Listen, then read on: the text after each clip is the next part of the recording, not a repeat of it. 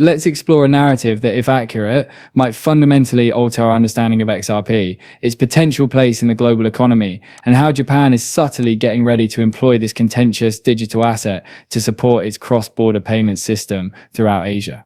We're referring to a purported statement made by SBI's top officials, including Utsunomiya and potentially SBI CEO Yoshitaka Kitao, that XRP needs to hit $25,000 in order to play its part in Japan's digital economic strategy. A figure so astounding and enormous that it was purportedly removed from internet archives within minutes of its discovery. However, it's too late.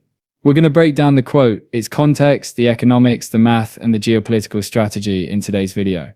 You must first comprehend the special connection between Japan, SBI Holdings, and Ripple in order to comprehend why a price of $25,000 per XRP would even be contemplated, much less brought up in an internal meeting of one of Japan's most influential financial institutions. Japan has welcomed XRP, in contrast to the US, where Ripple has fought the SEC and regulatory ambiguity for years. Not only in theory or private speculation, but also in the creation of digital currency, financial infrastructure, and remittance corridors.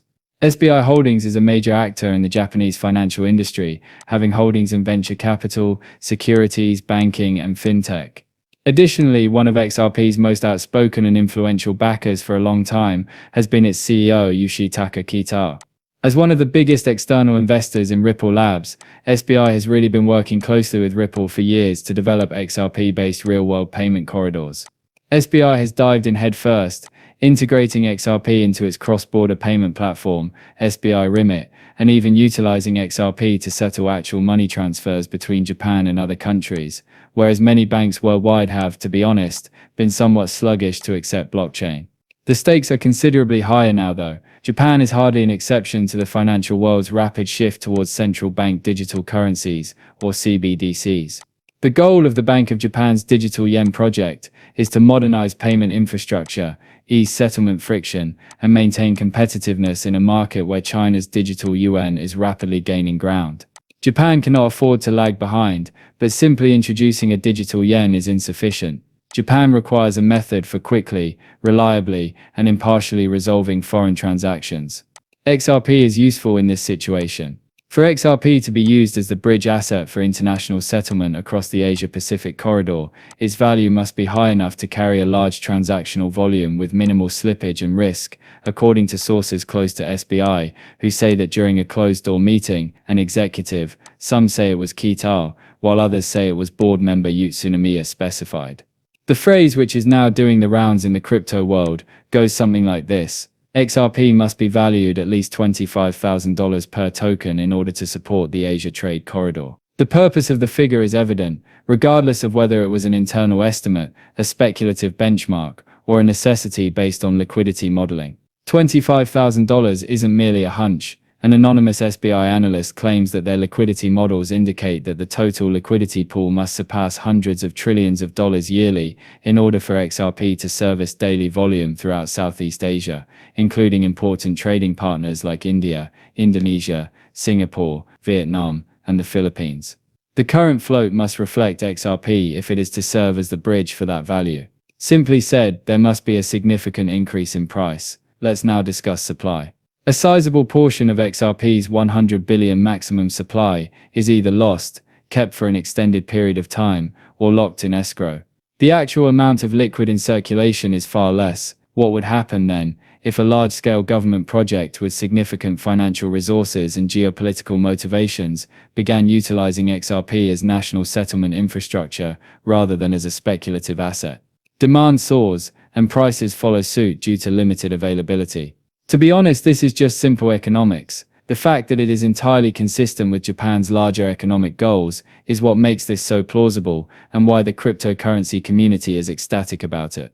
As you can see, Japan depends on seamless, effective cross-border payment systems and exports items worth hundreds of billions of dollars annually. In a world that is shifting more and more toward digital assets, the current SWIFT correspondent banking fiat FX systems are too costly, too slow, and too hazardous. These issues are resolved by XRP. It works across borders without the need for middlemen, and is quick, inexpensive, and settles in a matter of seconds. Here's the crucial realization though. A bridge asset's value must increase in proportion to the extent of the system it spans. XRP needs to be valued appropriately if it is to support economic flows at the national level. Simply said, a cheap XRP cannot support cross-border movements of hundreds of trillions of dollars in liquidity. A greater valuation is technically required and not speculative. Some will argue that $25,000 is ridiculous. To get there, XRP would have to beat all previous assets in history. They're not getting the concept though. This assessment is not based on conjecture, it originates from adoption at the infrastructural level, utility, and consumption. The figure makes sense if XRP takes over as the mainstay of cross-border trading in Asia alone, and that's before taking the rest of the planet into account. Let's now account for China. Japan is under pressure to come up with a countermeasure as the digital yuan gains traction, particularly through projects like the Belt and Road. Japan meanwhile desires a neutral decentralized bridge asset as opposed to China's centralized government-controlled strategy. It requires an asset that can bypass the geopolitical baggage of state-controlled networks, plug into various CBDCs, and settle in a matter of seconds. XRP is specifically designed for that function, so let's work this out. Japan is implementing digital infrastructure at a rapid pace. In Asia, SBI is Ripple's most important ally.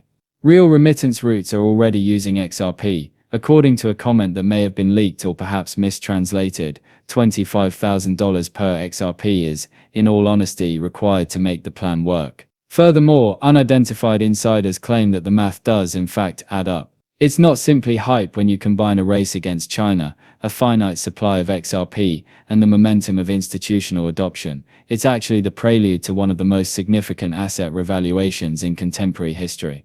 The twist is that this is already taking place in the background. Currently, Japanese banks are constructing hallways, remittances are being settled in XRP, and trials are underway. This is a real approach, not just a futuristic pipe dream. And the world will wake up once the Nikkei, Japan's top financial news source, formally announces this tale. However, it will be too late by then. Retail investors will be priced out, institutions will rule, and the keys to a generational opportunity will be in the hands of those who recognized it early and took action. This is your signal, your opportunity. Not from an influencer or YouTuber, but from the center of Japan's economy. The biggest strategic partner of Ripple, SBI, is a government that knows exactly what it's doing. Let the number inform you rather than frighten you. It is not a pipe dream to get $25,000 per XRP. It is an indication of purpose, a declaration of usefulness, and a vision of a time when information will spread as swiftly as value.